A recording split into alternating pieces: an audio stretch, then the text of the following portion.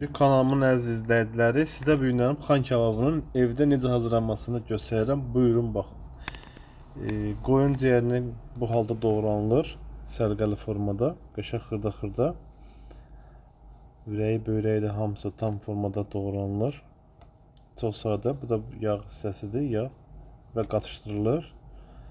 Ev şəraitində tam sərbəst, bu da soğandır, 3 baş soğan. Gördüğünüz kimi soğan da qatılır eynən ciyərə. Duzu, siyotu zövqə görə hər bir ədviyyatı vurulur və qatışdırılır. Və bu da ciyərin üst pərdəsidir. Göründüyü kimi hissələrə bölünür bu şəkildə.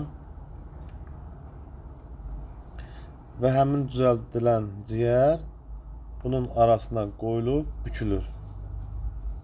Bu formada hazırlayıb siz bunu manqalda və sobada hissəyə uyğun olaraq pişirə bilərsiniz.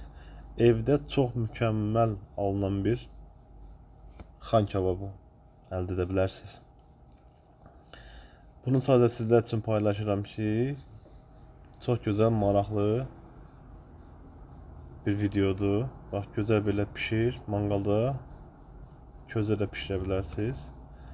Və bu xan kebabının dadından doymayacaqsınız. Çox gözəl tərabətdir. Kanalıma abunə olun ki, ən gözəl videoları sizlər üçün hazırlayıram.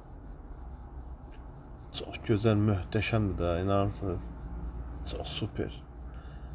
Yəni qıraqdan lüləyə oxşuyur, lülə formasında döymə, amma içində ciyər.